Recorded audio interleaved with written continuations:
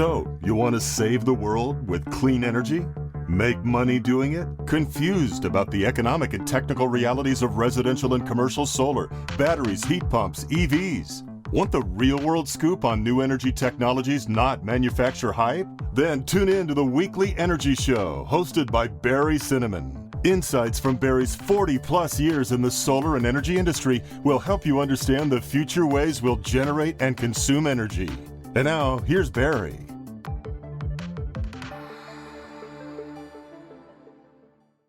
Welcome to this week's Energy Show. Now, the topic of this week's show is a special public service announcement. As you may have heard, California utilities are intent on stopping in its tracks customer-owned rooftop solar and battery systems. So, on behalf of current and future solar customers and the 68,000 solar workers in California, we need your help to stop this tax on new and expanded solar and battery systems. So our special guest on this week's show is Dave Rosenfeld, the Executive Director of the Solar Rights Alliance. Now, the Solar Rights Alliance is working with the California Solar and Storage Association, or CALSA, to stop this solar tax. This solar tax only benefits big utilities and hurts all homeowners, whether you have solar, and especially if you're thinking about solar in the future. So welcome to the show, Dave. Thank you very much, Barry. Great to be here. All right. Well, give us a little bit of background about what's going on, why this is happening. Okay. So despite overwhelming public opposition to a solar tax and overwhelming public opposition to the utilities' efforts to make solar less affordable for middle and working class people, the CPUC last week basically announced that they are considering a solar tax, this time of between $300 and $600 a year, just for having solar energy. And on top of that, to continue their plan to slash the solar credit, this credit for solar energy that you send back to the grid. And you'll recall that back in December, the CPUC issued a very draconian solar tax proposal, basically tax solar and send it off a cliff. And there was a massive public backlash. The CPUC made noises that they were listening to the public and going back to the drawing board. But then last week, what we're seeing is that drawing board has not been erased. So the details are a little different. There's some things that it seems like they're doing that might seem like somehow this is softening the blow. But the bottom line is the CPUC is still considering a huge solar tax and to send solar off a cliff. And in addition, last week, they didn't say anything about what they have already said about their intentions to also increase the paybacks for systems to over 15 years compared to just 5 to 8 years now. And utilities are getting very, very close to stopping the rooftop solar industry in its tracks. So what's on the line is millions and millions and millions of people are going to be cheated out of the ability to be able to lower their energy bills and protect themselves from blackouts. Almost 70,000 good paying solar jobs in California are at risk. Those jobs, at least half of them will disappear if the utilities get their way. And everyone's going to suffer if this goes through. So, Dave, what are the plans to do something about this over the next month before this decision is set in stone? Yeah, let me answer that directly and then tell you why it's really important that people heed this call to action. The top thing that you can do if you're listening to this is to attend a Don't Tax the Sun rally on June 2nd in either Los Angeles or San Francisco. We are planning to make those rallies the biggest showing of public participation in a CPUC hearing in history. And we need thousands and thousands of people to show up. It's going to be the largest ever submission of live and video recorded public comments in CPUC history. And the reason why, and solar customers need to come, solar supporters, people who don't have solar but might want it one day, solar workers, solar business owners, this is the day. And you may be thinking, why? And I want to just make this really, really clear. We think that the CPUC is testing us right now. When they issued their first proposal in December for a solar tax, there was a massive public outcry. You might remember that 3,000 people marched literally in the streets of Los Angeles and San Francisco in January to protest, and thousands more shut down Governor Newsom's phone lines. Hundreds more testified at the CPUC. Newspaper editorial boards came out against it. Over 600 nonprofits and cities and schools and public officials spoke out against it. There was a big outcry. And as a result, Governor Newsom said, okay, changes need to be made. And that first proposal got off the table. So what we think is going on is the CPUC is so captured by the utilities that what they're trying to do is see if they can get the job done in a slightly different way. And what they're thinking is if the grassroots does not respond in the same way that it did in January, then that's their green light to try to slip through basically the same thing by a different name. If the grassroots responds as much or if not more than we did in January, then we think that's the decisive moment when we can turn a corner and the CPUC and Governor Newsom will say, okay, we actually have to listen to the public here and not the utilities, because otherwise we're going to be in big trouble. So if you attended the solar rallies in January, please come to the Don't Tax the Sun rally on June 2nd in LA or San Francisco. If you didn't come, please come. Like, we need thousands and thousands of people. It's going to be the biggest live or video recorded submission of comments to the CPUC in history. So that's what's going on. That's the top thing that we want to have in people's minds. Now, Dave, this whole thing makes no logical sense. I mean, they want to make it more expensive for me and tax the sunlight that's coming down from the sky. If I want to just use it in my own house, why do I have to pay money? Now, here's an analogy. What if the San Jose Water Company, and they're also kind of crazy, but they would tax the rainwater I collect that I use from my garden in my house? This is the same thing that the utilities are trying to do. How could the governor even accept something like this, where analogous to taxing rainwater that would come down? Well, we don't know if the governor accepts something like this. I mean, that's the big question. It's obvious that the CPUC has accepted something like this. And that doesn't surprise me because the CPUC is captured by the utilities.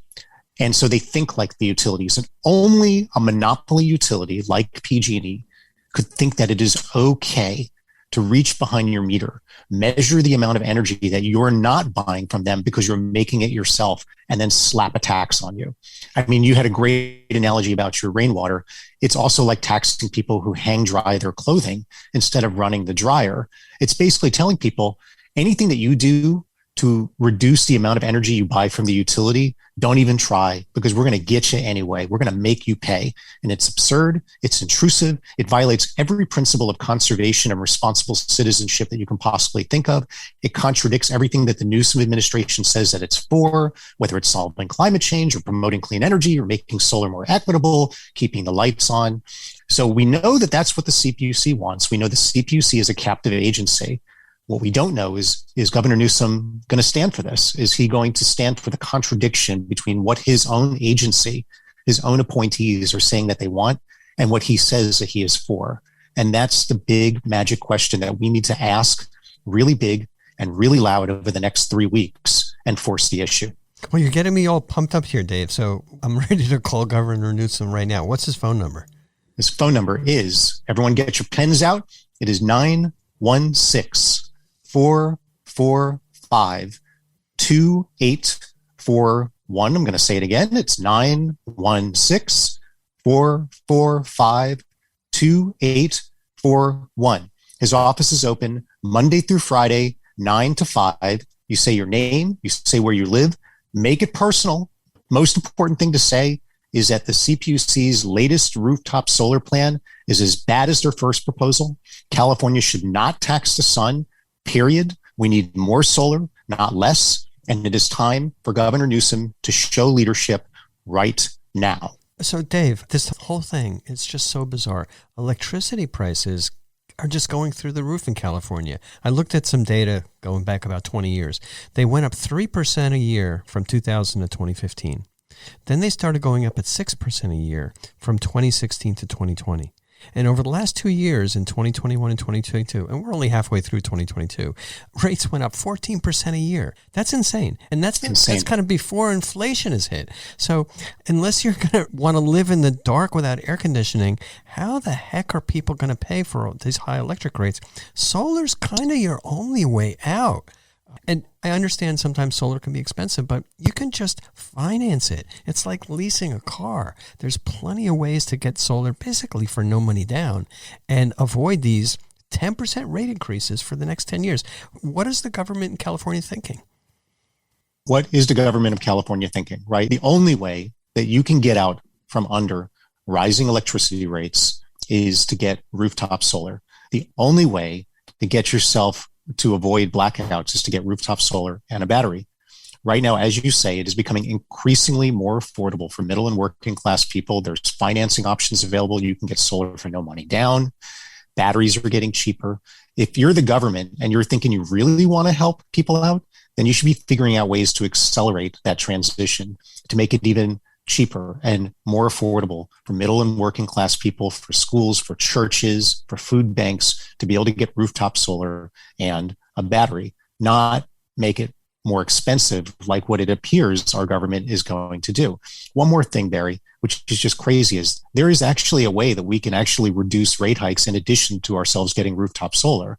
It's called getting rooftop solar, because every time that somebody installs rooftop solar, it actually makes the electricity grid cheaper because they don't have to spend as much money on those crazy long distance power lines that are causing wildfire and blackouts. And so it's a win-win-win for everybody when people get solar, and it's even a double win if they get a battery. And we should be figuring out how to make it even easier for people to get it, not harder. I think some people in Sacramento are in an alternate reality. They're in a reality where there's plenty of water in the reservoirs. We're not having a drought. We've got plenty of electricity. There's no wildfire. No, that's not the case. We've got a record drought. The reservoirs are dry. There's not enough hydro capacity to provide almost anything. And when we send that power over those long-distance transmission lines, we're continuing to get wildfires. And this is the driest, hottest season that we've had coming up.